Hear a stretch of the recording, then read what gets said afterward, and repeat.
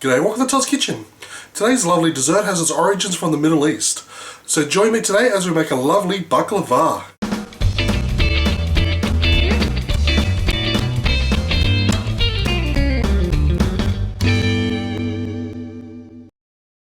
Okay, first things first, with our baking pan, I've got some butter here that I've just melted into the microwave. Using a brush, just going to brush the entire base of the pan. Now I've got a Filo Pastry here. Now what I'm going to do is I'm going to put the pan on top. Just grab a flat knife. I'm just going to cut around the base, just so we can get the equal size. Okay, so what we're going to do next, we're going to grab one sheet of Filo Pastry. I'm just going to line the base of the pan. And then we're just going to grab some butter and we're just going to completely cover this whole Filo Pastry in the butter.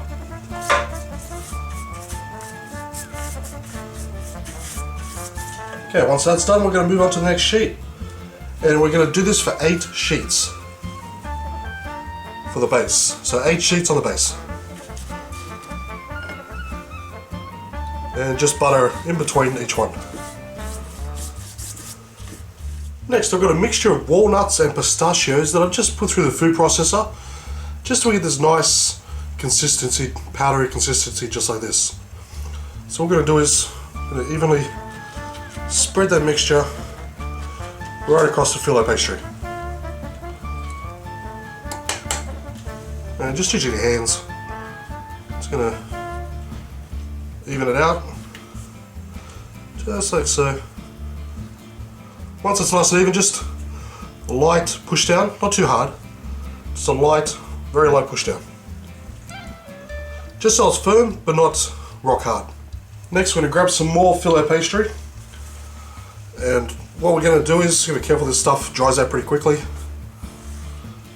I'm going to place that right on top, and again grabbing our butter, just give it a light butter just on top, just so it's completely covered.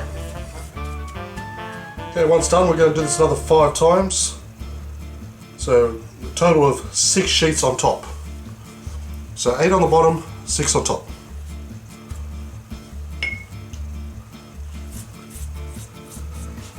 Okay, now that's all the sheets put on. Now before we butter the top layer, grab a pizza cutter, just makes it easier.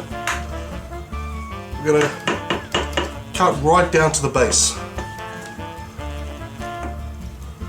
And we're just going to make small squares. You can do diamonds as well. Traditional way is diamonds, but honestly it doesn't make any difference.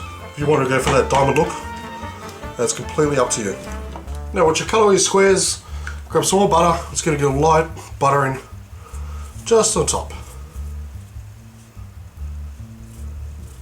Okay, once done, we're going to place this into a preheated oven at 220 degrees Celsius for 10 minutes. Now what we're going to do after 10 minutes, at the 10-minute mark, we're going to reduce the heat to 180 degrees and cook it for a further 30-35 minutes until it's nice and golden. Next we're going to make the sugar syrup. Now into a pot on medium to high, we're going to place in 1 cup of water and 3/4 cup of sugar, then the juice from 1 lemon, then about 375 grams of honey.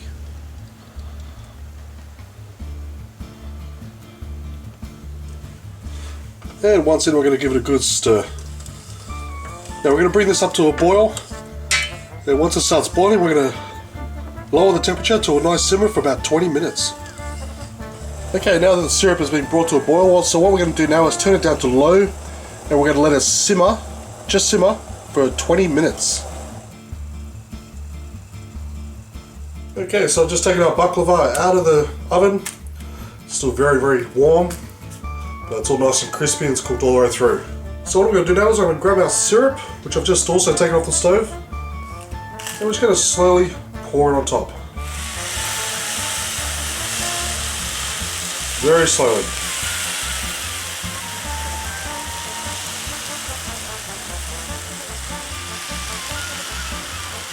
Okay, once it's all poured on, we're going to let this sit here for a good 3 hours to completely cool down. And in that time, it's going to soak up all that honey, lovely honey juice. So we'll come back in 3 hours and see how they turned out. Okay, I've had these sitting here for about 3 hours now to cool down. I'll tell you what, they're looking pretty good. Now I'm just going to give one of these a try.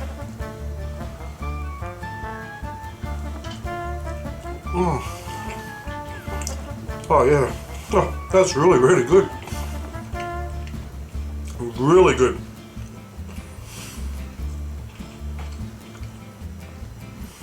Still nice and moist. One thing about I've always found with the shop ones, they're always too dry. But these are very, very good. That sure does taste delish. Thank you for watching this episode of Todd's Kitchen. A list of ingredients are down below, along with links to my Facebook, Twitter and Google Plus page. Please show me a love by giving me a thumbs up, leave a comment, subscribe, and I'll see you next time for another delicious recipe.